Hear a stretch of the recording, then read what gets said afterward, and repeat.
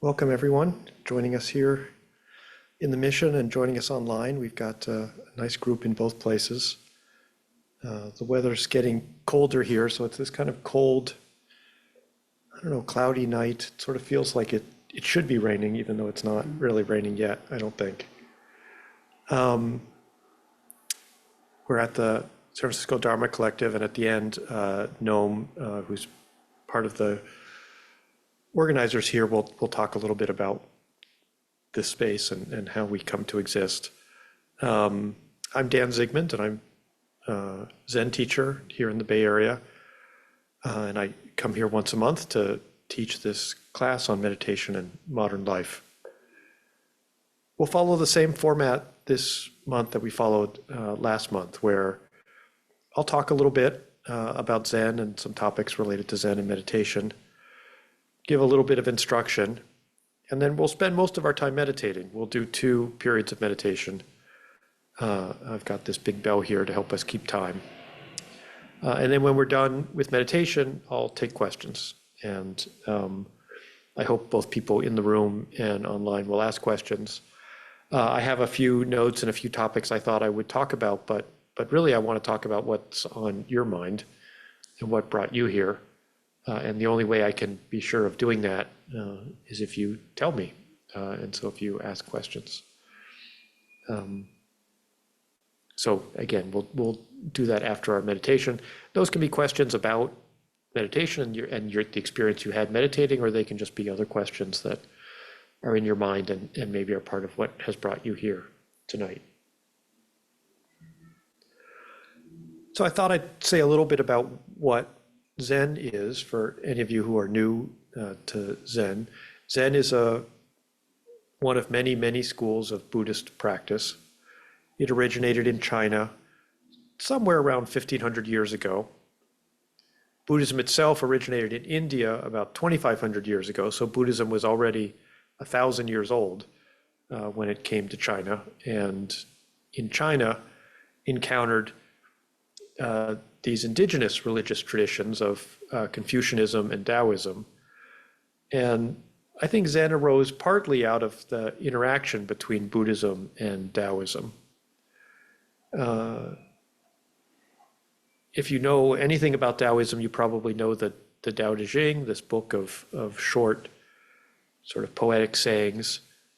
And a common theme in the Tao Te Ching is sort of simplicity, getting back to the basics, back to the roots.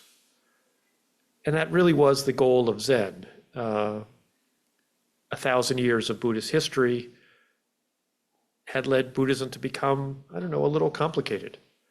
There were by then lots and lots of things written about Buddhism and Buddhist practice.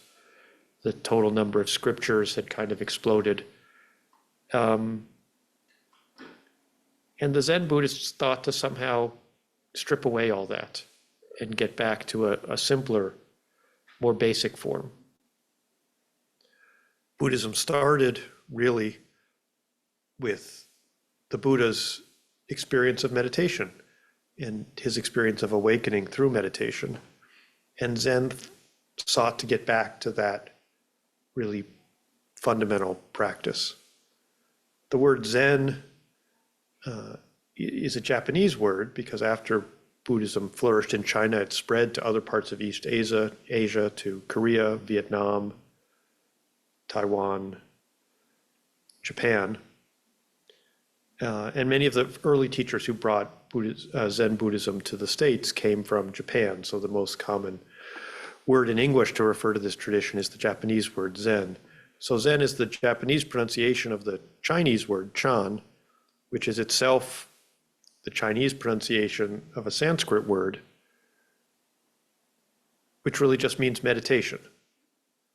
And so Zen Buddhism just was literally meditation Buddhism, this sect of or branch of Buddhism that was going to focus on this original practice of meditation. So that sort of raises this question of what is meditation and what is it for? Why would you decide that the whole focus of a spiritual tradition should be just meditation?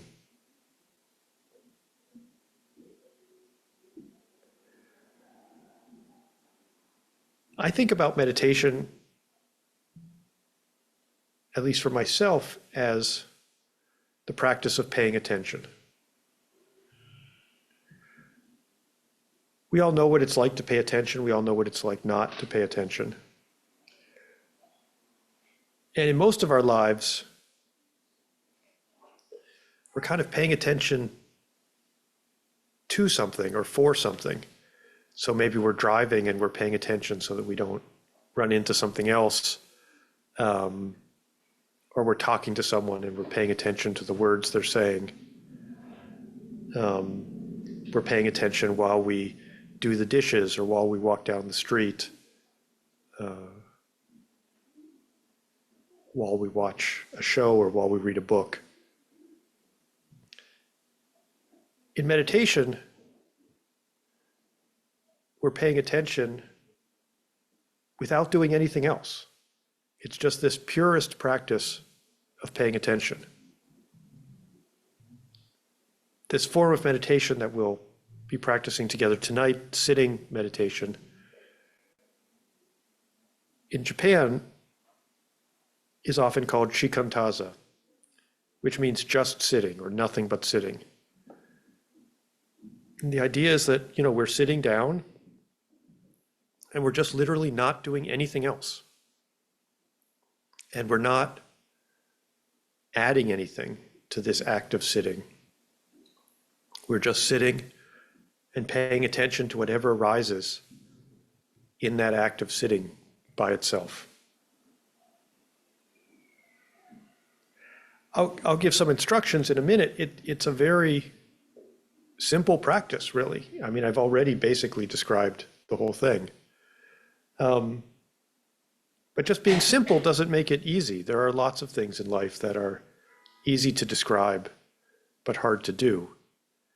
And meditation is kind of one of those, that although it sounds easy to just sit and not do anything else, in practice, it seems our minds want to do other things. Sometimes even our bodies want to do other things. So we, just to sit still, just to sit without any other purpose, can feel at first sort of unnatural. And our bodies and minds rebel against it. But it turns out to be a very powerful practice. A question I often get, and a natural question that comes up when we're just starting to practice sitting meditation, it's also called Zazen, sitting Zen, is sort of what's the goal? What's the point? What happens when we meditate? And in the Zen tradition, we try to let go of that question. My own teacher, who was a Japanese Zen master who came over in the 1960s, started several temples here in California. Kobanchino Otogawa Roshi was his name. He used to talk about sitting without a goal-seeking mind, without any thought of what the goal of sitting was. And that's also difficult for many of us. I know I certainly spend much of my time trying to accomplish things and trying to be good at things. So I try to be a good father, I try to be a good son, try to be a good employee, try to be a good manager, I try to be a good teacher. And so it's natural at some level that we would want to be a good meditator. But Zen asks us to let go of that and to try to carve out this little space, hopefully each day as part of our daily sitting practice, but certainly here together tonight, to carve out a little space where you don't have to be good at anything. Just sitting is enough. whatever arises when we sit together today is enough. It might be that for some of you it feels very easy to sit still for these few minutes together, and for some of you it might be quite difficult. Sometimes we might feel bliss, joy, sometimes sadness, or more difficult emotions might arise. But in Zen, we don't label these as good or bad or wanted or unwanted. We're not making any particular effort to arrive at a certain state of mind. We're just literally paying attention, noticing whatever state of mind does arise. And whatever does arise is what had to arise. In terms of the mechanics of meditation, traditionally in Zen, we sit upright, either on a cushion like you see here or in a chair. And we have some cushions over kind of by a gnome over there. If you prefer to use a cushion, I'll use a cushion. I have one here that I'll just put on the chair, or you can also put one on the floor. If you're at home, you can sit, again, in a chair, on the floor with a pillow, or even just on the floor without a pillow. But we try to sit upright. Just demonstrate here.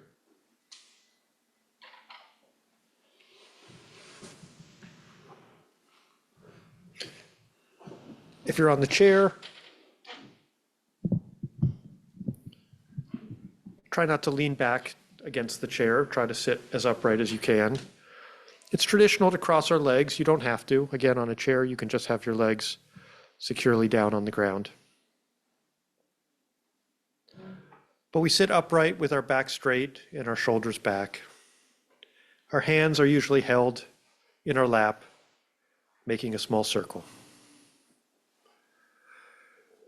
You can either cast your gaze down in front of you or close your eyes entirely. In a bright room like we have here, it's often easier to just close your eyes.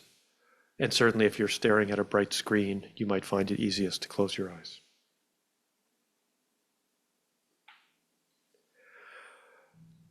Before we started this evening, Noam actually asked me this question about, what's my advice to people who might want to do meditation lying down instead of sitting. And you absolutely can do that.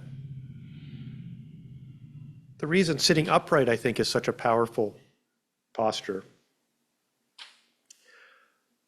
is because it requires a little bit of effort to stay upright, but not too much effort. And that's the kind of balance, the sort of middle way that we're looking for in Zen practice. The tricky part about meditating lying on the ground is that we can get too comfortable. We get so comfortable that we just start drifting off to sleep. And so, similarly, when we're sitting, I don't want you to be in pain or tremendous discomfort, but you don't want to be too comfortable either. You want to be sort of in that middle spot where it takes a little bit of effort, enough to kind of keep you grounded in the present, but not so much that it's just constantly distracting you, where all you're doing is thinking about how difficult it is to hold this posture. And you have to just kind of find that balance for yourself. I can't really find it for you. Similarly, we try to tuck our head in just a little bit, tuck our chin. That sort of happens naturally if we cast our gaze down. And you may notice that, again, it takes a little bit of effort to keep your head in this position. Sometimes you might find your head drifting down. That's often a sign that we're starting to fall asleep. And conversely, sometimes you might find your head drifting up. And that's often a sign that we're starting to daydream. And sometimes we notice these things in our posture, in our bodies, before we notice them in our mind. They're almost like an early warning signal that we're starting to drift away from this present moment.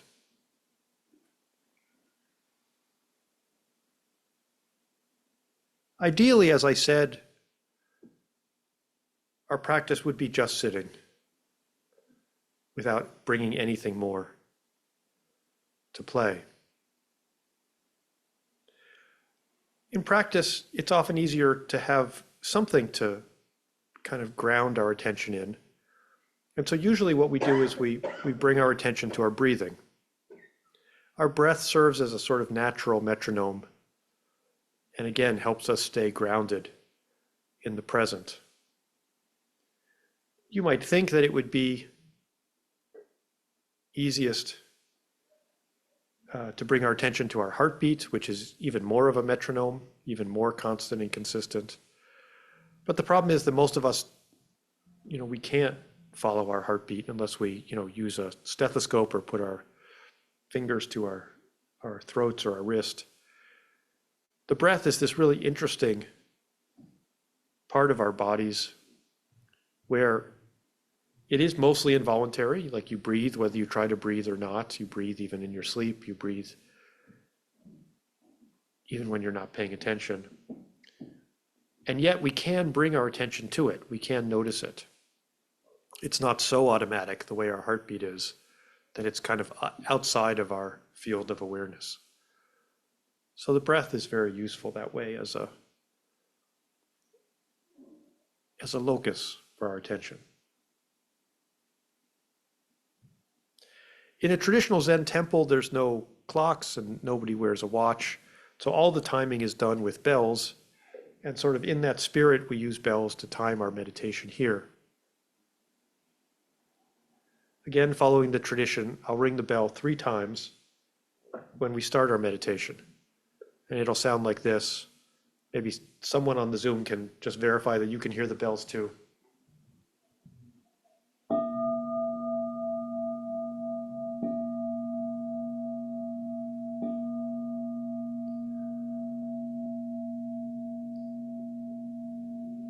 So when I ring these bells to start the meditation, just listen to the bell.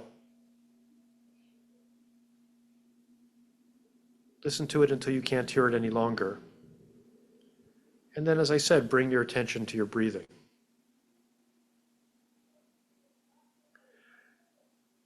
Now, the way we'll do this is that we'll do 2 periods of meditation. So we'll sit for about 15 minutes, then we'll have just a couple minute break so you can stretch or take a drink of water or something if you want, and then we'll sit again for about 15 minutes.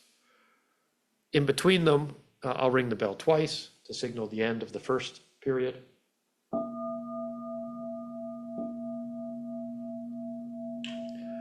Again, that lets you know that we're going to take a short break.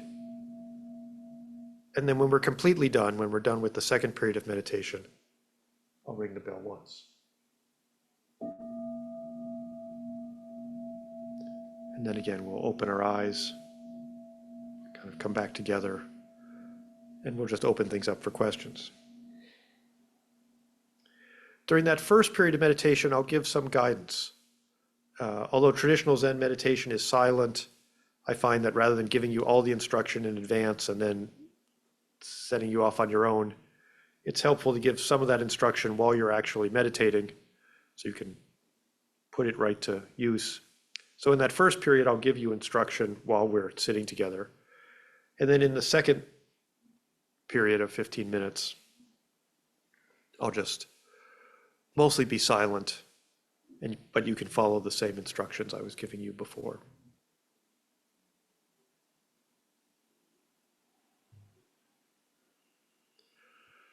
Are there any questions before we get started with our meditation?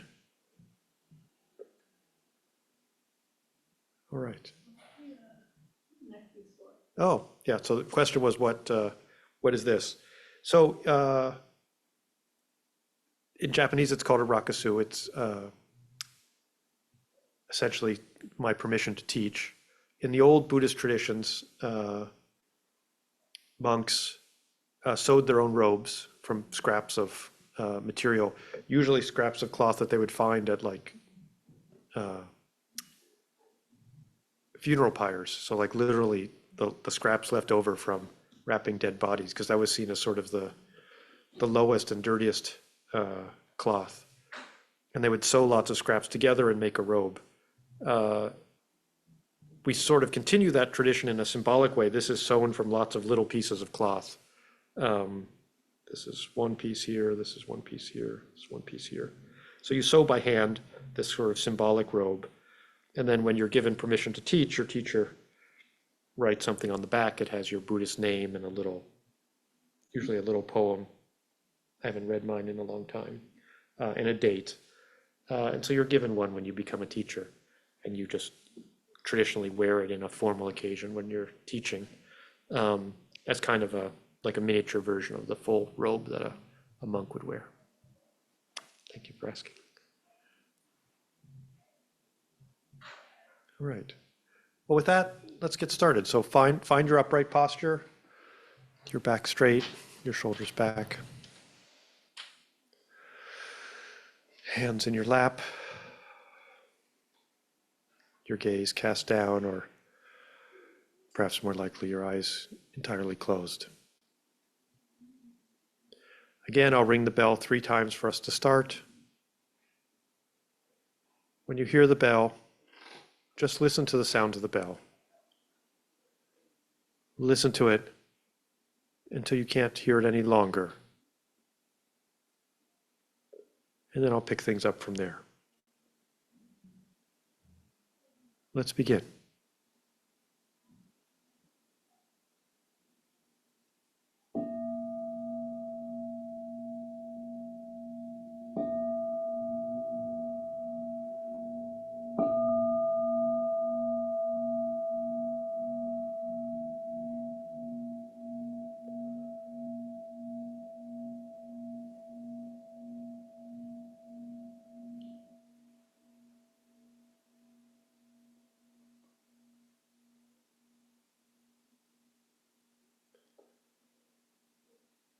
Now bring your full attention to your breathing.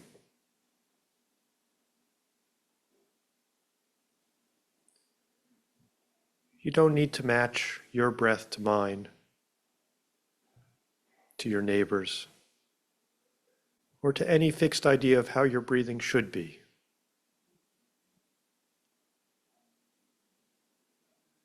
Just notice each breath exactly as it is, giving your full attention to the next in-breath and the next out-breath.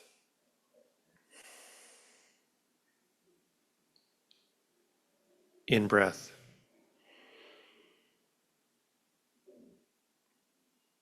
out-breath.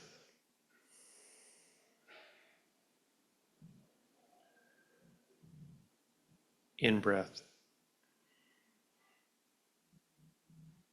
out-breath.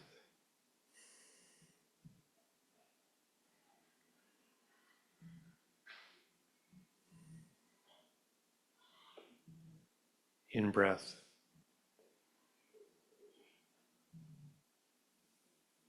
out-breath.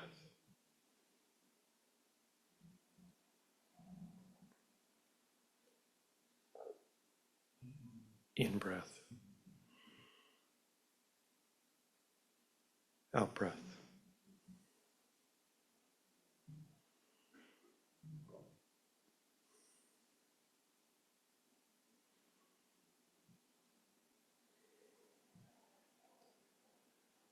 If thoughts arise,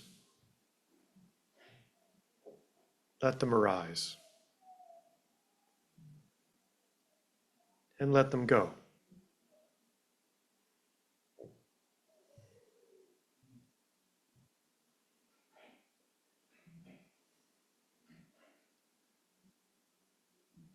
Notice these thoughts without grasping them. Notice them and release them.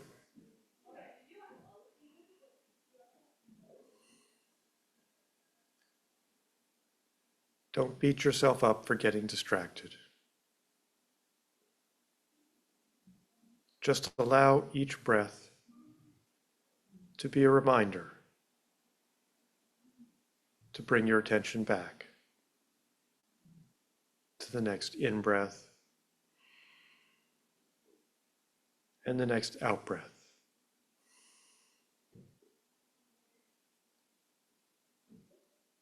In-breath, out-breath.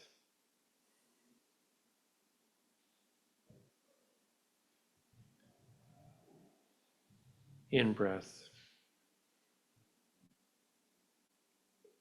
out-breath.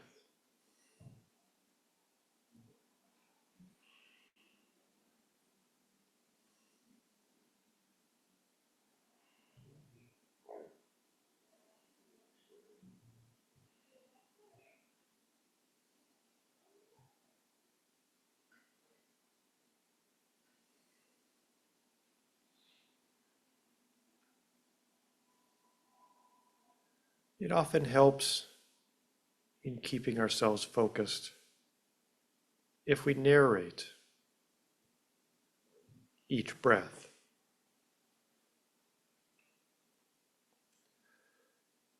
And so, with each in-breath, we can say to ourselves, I am breathing in.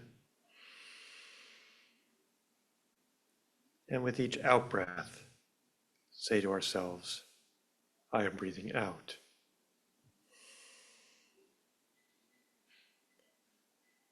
I am breathing in. I am breathing out.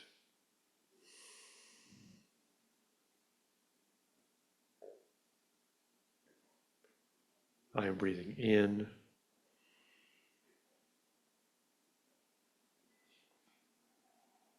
I am breathing out.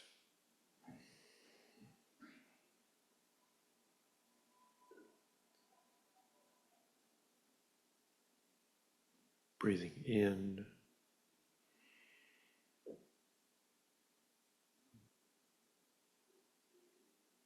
Breathing out.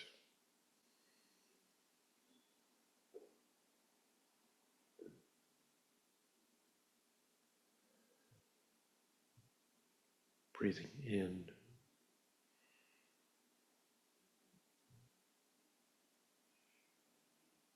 Breathing out.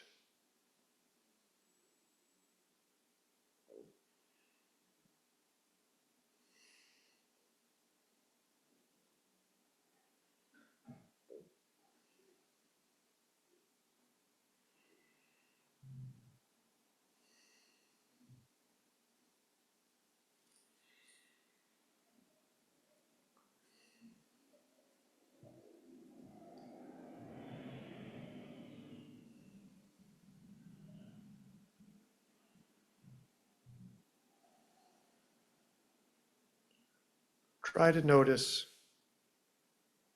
the unique qualities of each and every breath.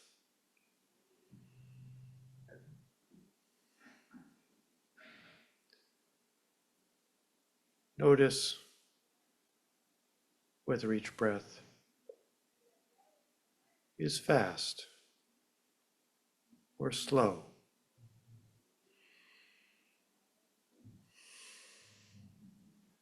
Notice whether each breath is long or short.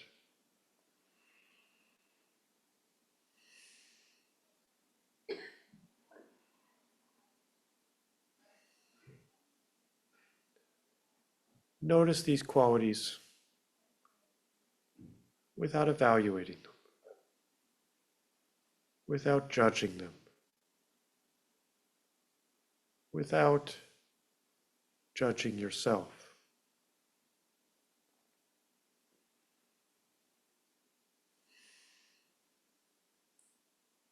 Don't think to yourself, Long is better than short.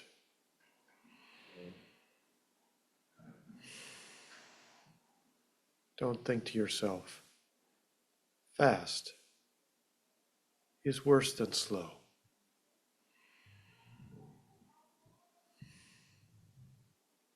Just notice each breath exactly as it is.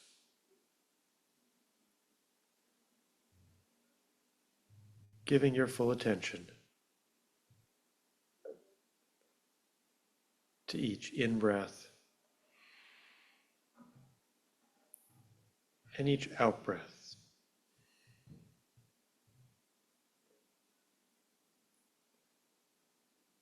In-breath,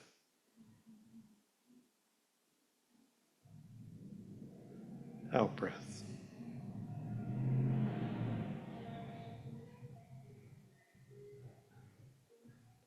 In-breath,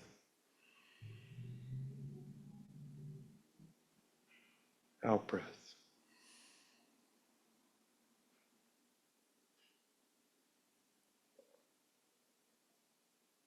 In-breath, out-breath.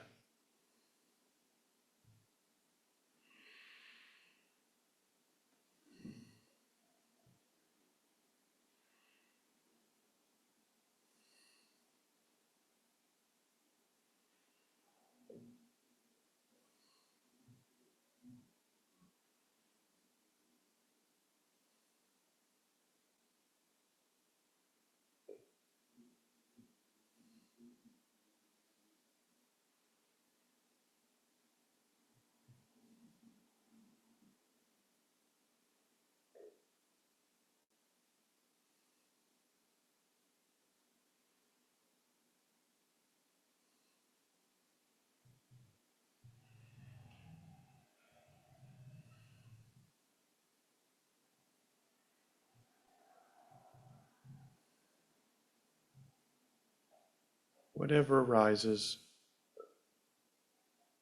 thoughts, feelings, emotions, memories,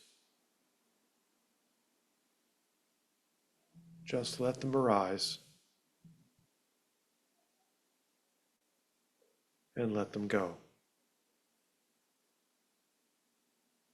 Keep coming back to the next in-breath and the next out-breath.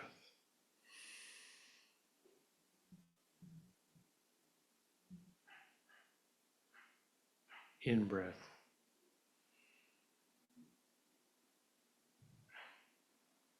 out-breath.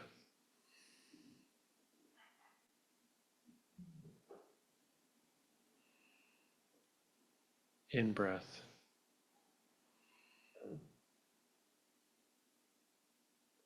out-breath.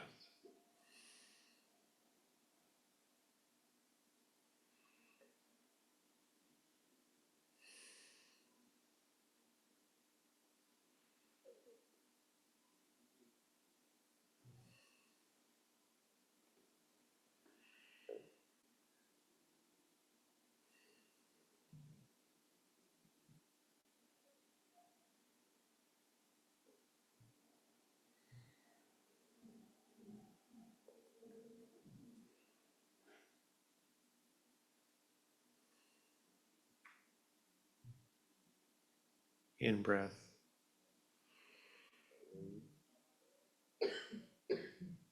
out-breath.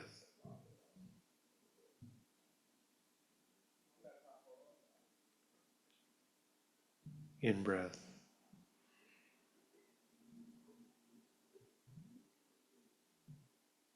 out-breath.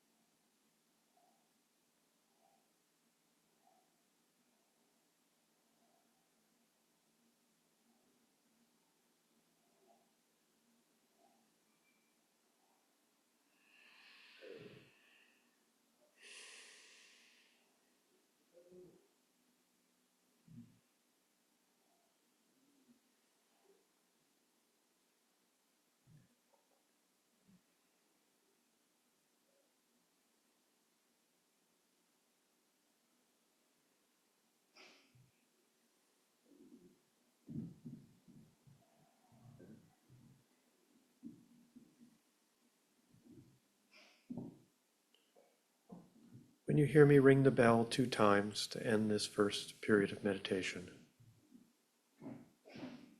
again, listen to the bell. Listen to it until you can't hear it any longer. Then take one more in-breath, one more out-breath, and open your eyes.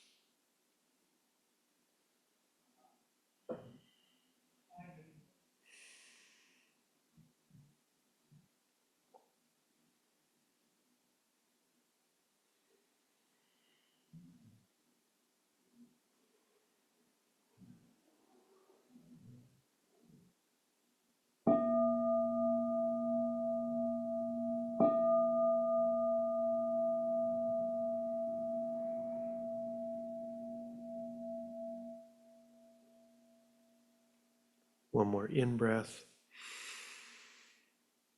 one more out-breath, and open your eyes.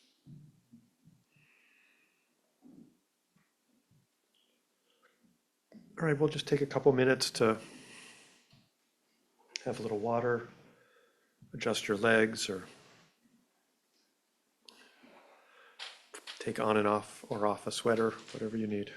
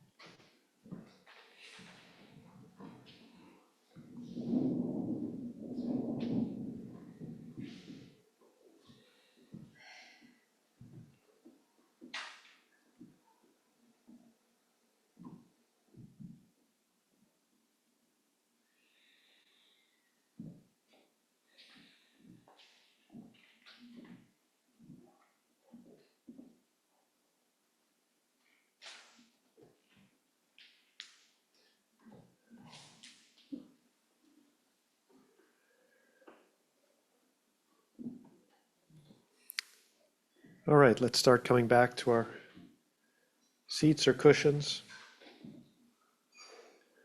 Finding that upright posture again.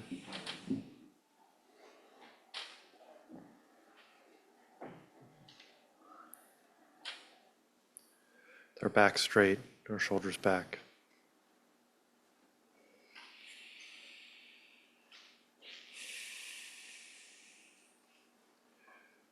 Once again, I'll ring the bell 3 times for us to start. When you hear the bell, just listen to the sound of the bell. Listen to it until you can't hear it any longer. And then bring your attention to your breathing and follow the same instructions I gave you before.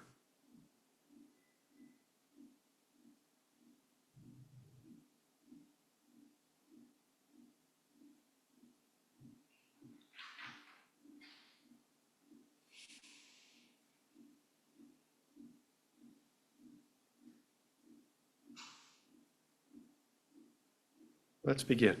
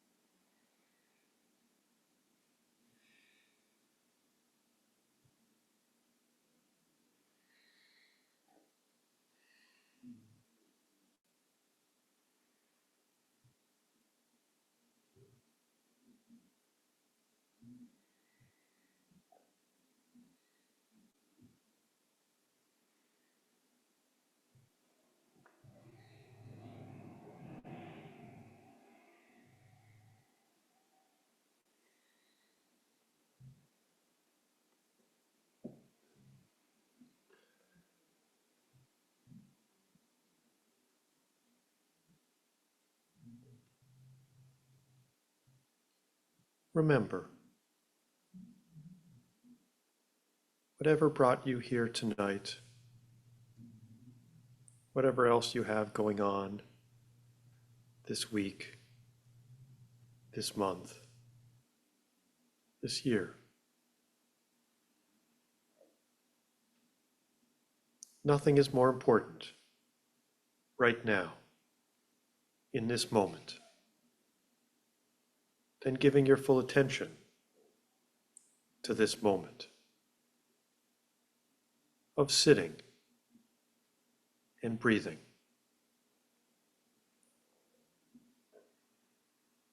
Because if you can give your full attention to this moment, you can give your full attention to the next moment, and the moment after that, and the moment after that, and to every moment after that. And giving your full attention to every moment is what it means to be fully awake and fully alive.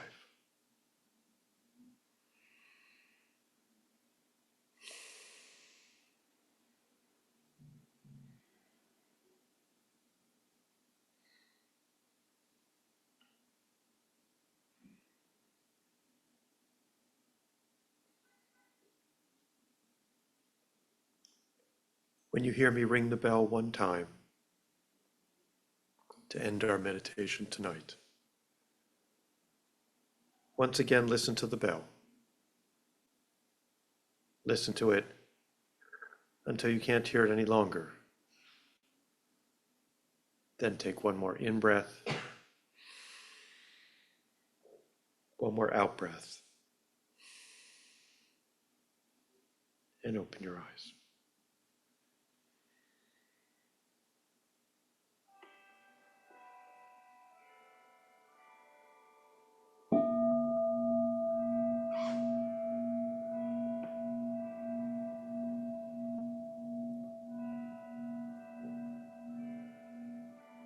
One more in-breath, one more out-breath, and open your eyes.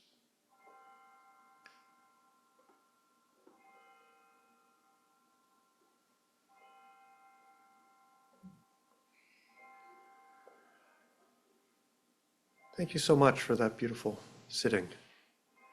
The timing worked out perfectly that the church bells are ringing again here in the mission. So we got to end our sitting with lots and lots of bells.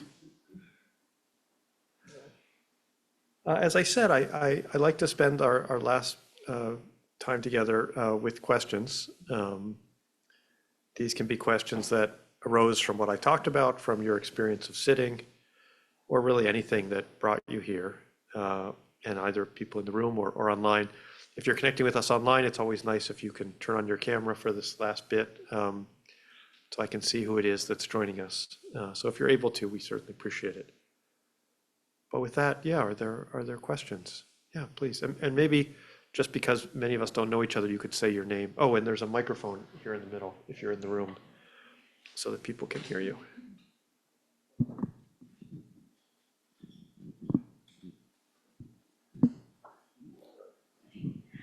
Good evening. My name is Asia Takuto, and thank you so much for your teachings and for leading that sitting.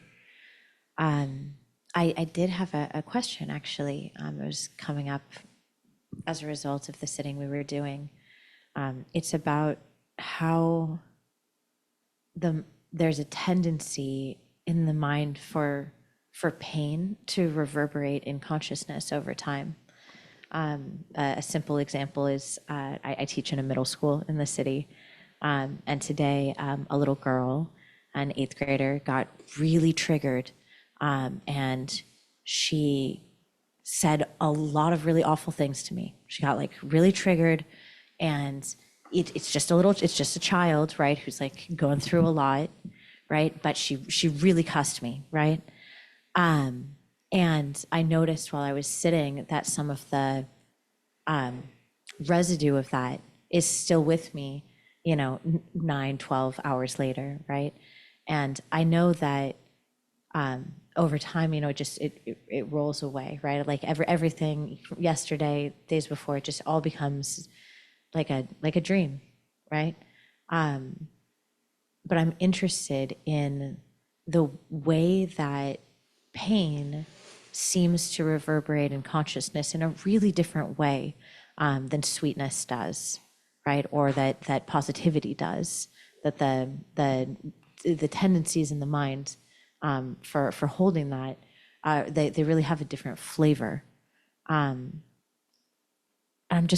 interested in your thoughts around that. Thank you.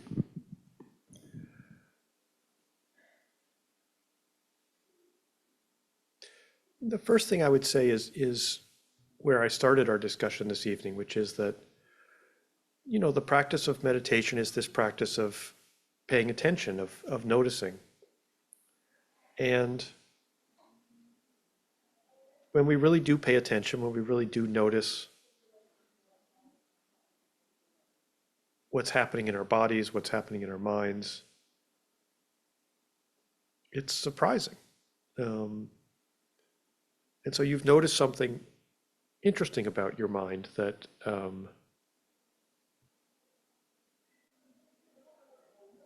you feel stronger reverberations of sort of negative experiences than positive experiences. And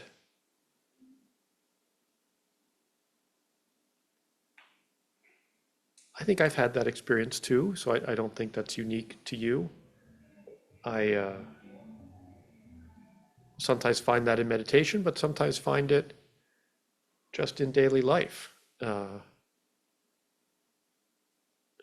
I went through a breakup last year, and I'm much more likely to wake up in the middle of the night thinking about the bad parts of that relationship than thinking about the good parts, even though there were lots of good parts. I mean, it wouldn't have been a bad breakup if there had been no good parts.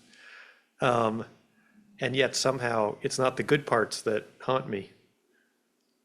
It's the bad parts. And I don't know why that is. The first noble truth of Buddhism that Buddha taught in his very first lecture was that life is suffering. And I don't think he meant by that life is only suffering. And we know that's not true. We know that there's parts of life that are quite pleasant and wonderful. But I do think he meant that suffering is inevitable, that suffering is a part of life, no matter what steps we take to avoid it. And somehow that suffering is powerful and difficult. And part of our practice is to notice that difficulty, notice that power.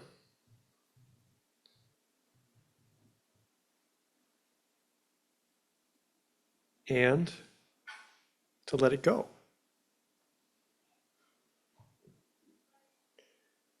So we notice that these difficult, painful feelings might arise, memories might arise. And we let them go, and we see what arises next. Sometimes these negative feelings are so powerful that it can feel like there's nothing else, that life is only suffering. But it's just not.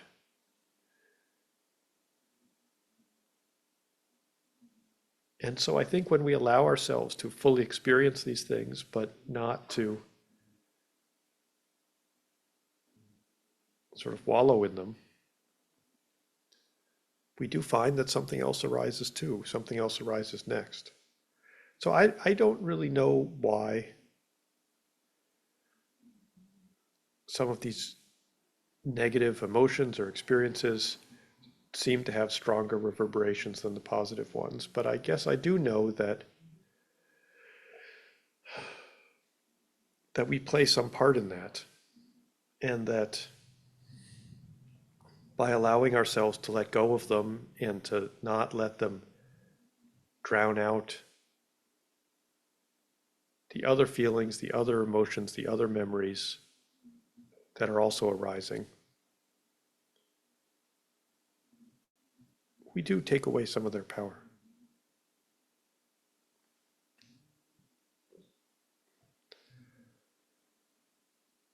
Other questions that arose for you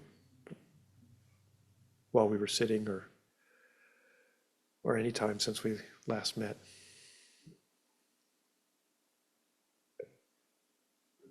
Please. You mentioned. Can you take that microphone?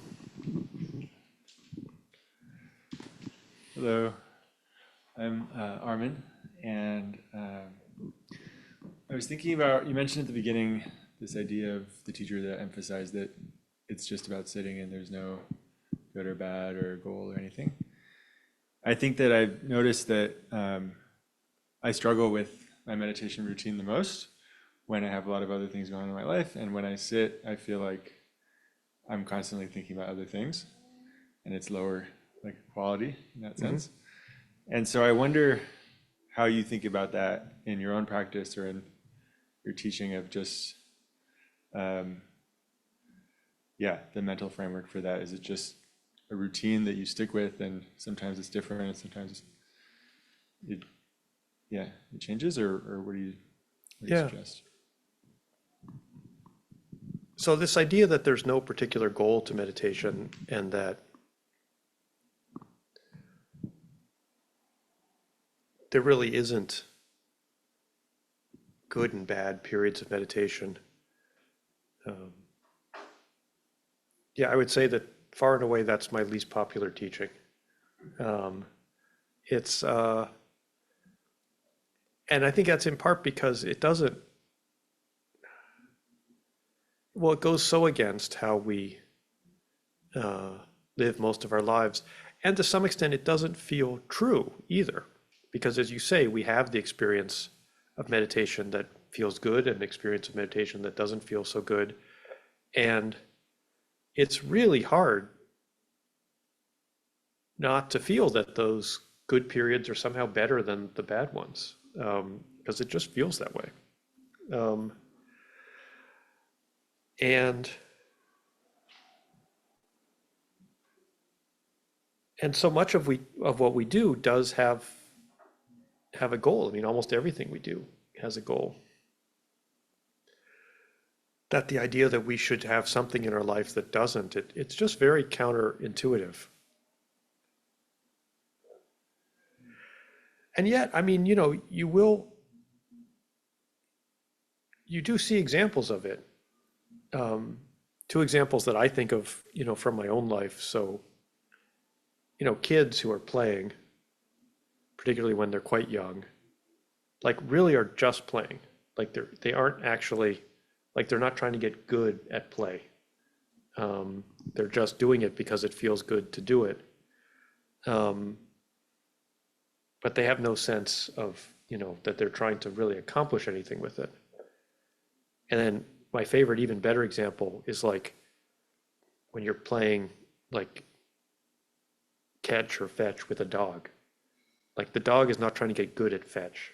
You might be trying to get the dog good at fetch, but the dog is not trying to get good at fetch. The dog is just doing it without any goal. And certainly from the outside, I don't quite know what's going on inside a dog's head, but it looks like it's having a pretty good time without actually trying to accomplish anything. And I do think that we too can have a good time when we do let go of the idea that we need to be trying to be good at it. I mean, I have lots of periods of meditation that are difficult. Even tonight, I'm a little tired. In the past, when I've taught here, I've been working in the city, so I just have a short drive over. But today I wasn't working in the city, so I had to drive into the city not long before this, and that's always a little stressful. It's a long drive for me. So it certainly wasn't my most peaceful or relaxed period of meditation. But that's okay. Like there's no rule that it has to be peaceful or relaxed. So, I think it's naturally much easier to do things that feel good than do things that don't feel good. And so in many ways, those periods of meditation that come easily, or when we're already feeling pretty relaxed and don't have a lot going on in our life, those can be more motivating than the ones that are difficult, or where we sit and we're just feeling like our minds are full of other distractions. But those peaceful periods are not better and not, I don't know, more valuable. If anything, it may be that those difficult periods, those periods where you're feeling a lot of distraction, those are really the ones where you're learning to pay attention.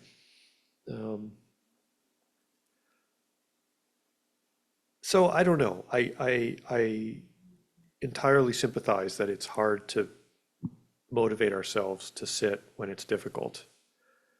And it's hard to motivate ourselves to sit without this idea that that something will come of it. But I would still encourage you to try.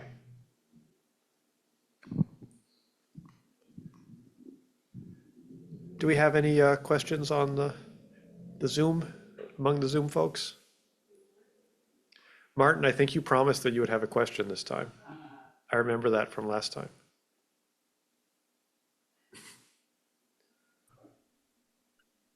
Sure. Can you hear me, first of all? Yes, thank you. Okay, so I guess, well, first of all, I guess one thing that's sort of rolling around in my mind now, based on some of the questions that already came up, is just this notion to me. I guess let me like share my perspective just on, when these negative things come up, whether it's a negative emotion from something that happened, during the day, or whether it's just, I'm not being able to quiet my mind because I have just too many things coming up. And then it's sort of like a bad meditation because it's a little bit of a more stressful meditation rather than a more relaxed meditation. I kind of feel like that's a good thing anyway, because there's sort of emotional cleansing that comes from that. And it's sort of like a letting go and a release. And, I'm not a psychologist and I haven't studied psychology in any great depth, but, from what I have learned about psychology. I think I suspect that a psychologist, if there's any psychologists in the room, I suspect that a psychologist would say that, something along the lines of, well, part of the point of therapy is to bring things up out of the subconscious into the conscious mind so that you can just sort of let go of them, so that you don't have things that are kind of strangling you, that, you're not aware of. And so I think it's wonderful when these negative things come up in meditation, or when we get so distracted by all the different things that are going on in our life in meditation, and we just notice them and pay attention to them so that we can come out of the meditation like, okay, well, at least now I'm clear on, what's bothering me, or whatever. So that's my perspective on that, but that was more of a sharing of perspective rather than a question. So let me give you a question. My question is, do you consider Zen to be a religion? And if so, what makes it a religion to you? Because, for example, a religion typically has certain features, like a code of ethics of some sort, like the Ten Commandments in Christianity, or the Bodhisattva vows in Tibetan Buddhism. And if so, is there something similar in Zen Buddhism, or is there something else that makes it a religion to you, or maybe it's not a religion to you? Maybe it's just sort of a way of life and a philosophy. Thank you. Yeah, so I appreciated both of the things you said, your perspective and your question. And I really agree with what you said in terms of your perspective. I think that, sometimes we get frustrated when our meditation is difficult. But, it's not supposed to be easy. It's not like it being difficult means we did something wrong. I do think that's part of Buddha's message, around, that life is suffering, that when we suffer, that's not like an indictment. That doesn't mean we made a mistake. Everybody suffers. It's not, there's no conspiracy against us. It's not that we're not supposed to suffer, and then so we do, and then that's like a problem. It's just part of life. And similarly, I think meditation, these thoughts, these distractions,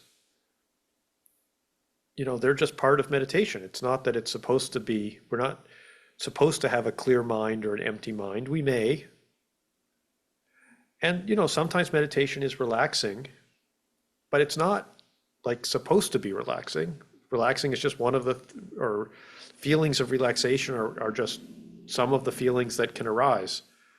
If I consciously want to relax, like I've had a long, stressful day at work or something, or a difficult conversation with someone, I don't meditate. I watch television. If I'm trying to relax, I do something else. Meditation is really about, it's almost the opposite. It's about being fully present. So it's a state of being kind of on, not a state of turning off. On your second question of whether Zen is a religion, so in the language that the Buddhist teachings come to us in, which Pali is the oldest form, there isn't really a word for religion, and there isn't even really a word for Buddhism. There's a word, Buddha Dharma, basically, which just means Buddha's teachings. So Buddha saw what he was doing, or saw what he was offering as a collection of teachings. Now, Dharma is also sometimes translated as truth, so you could say it's Buddha's truth. So another way to view it is he was presenting a vision of truth, or a version of kind of how the universe works. But, I think he saw it as descriptive. He was just literally describing the world. So he had this idea of karma, he presented this idea of karma that, more or less, he saw this as the law of cause and effect, that certain causes have certain effects, and what we might think of as negative effects, those have roots in negative causes, and positive effects have roots in positive causes. And so there was a moral code, but the moral code, it wasn't moral so much as, again, in his mind, descriptive. That when you act from certain kinds of impulses like greed, hate, and delusion, bad things happen. And when you act from positive impulses, good things happen. And in his mind, again, he's just describing the world. So in the same way that like Isaac Newton described gravity, it's not that when you drop an apple from a tree, it falls because like someone decided it should, because there's like a moral arc to the universe that says apples should fall. It's just like how the universe is put together. There isn't really a why exactly. Like the universe is put together in such a way that gravity exists, and so masses attract each other, and so apples fall. And Buddha, I think, would say the same thing about morals, that it's not exactly, there's not really a reason why bad things lead to more bad things and good things lead to more good things. It's just like the way the universe works. So on the one hand, it's a religion in the sense that it is a vision of the world that kind of gives us guidance on how to live and what to do. It has a set of rituals. It has a clergy, of which I'm a part. I had the privilege last month of officiating a wedding, which I don't do very often, but every now and then people ask me to do clergy-like things, weddings, funerals, that kind of thing. So it has all these trappings of a religion. On the other hand, like it is,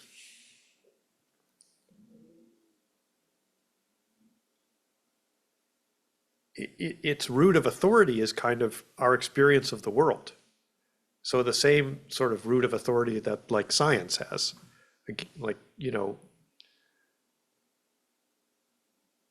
so in that sense, it's sort of different from religion. It's not, the root of its authority is not spiritual, it's material. So I don't know. I mean, I think I usually answer the question by saying, yes, it's a religion because it serves all the same functions of a religion. But people will sometimes, even in the political sphere, ask, like, is science a religion? And people get very worked up about the answer being yes or no. For some people, science answers all the same questions that religion answers, and so you could say it is a religion, but scientists tend not to like to think of it that way because they think of it as not being based on faith, but being based on reason and experience.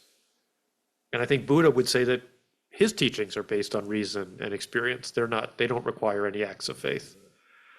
So I don't know if there's a great answer to your question, but it certainly serves that function for me and for many Buddhists. But on the other hand, you meet people who practice Zen meditation and are also like very devoted to Christianity or Judaism or Islam or other faiths. So for some people, it doesn't feel like it presents a contradiction to other religions any more than for some people science poses no contradiction to these other religions. I hope that's a helpful, long-winded answer. Thank you for the question. Probably have time for one more question if there's another one in the room or on Zoom anywhere. Okay.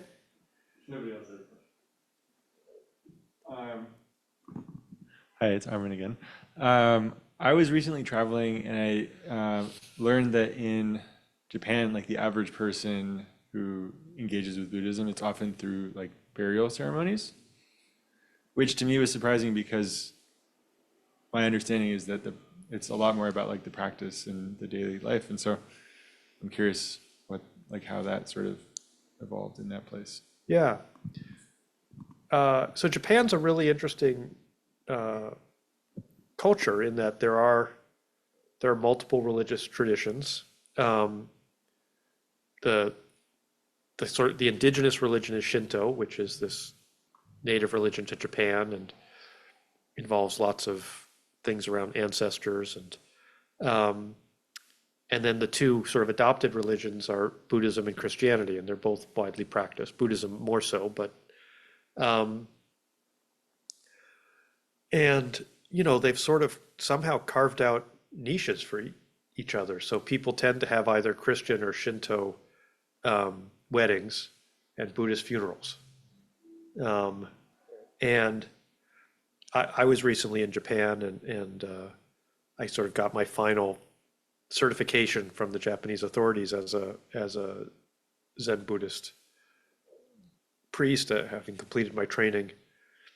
And so technically, like if I want, like they would give me a temple. Like there actually is a shortage of priests in Japan. So if I felt like moving to Japan, they would like give me a temple somewhere to run.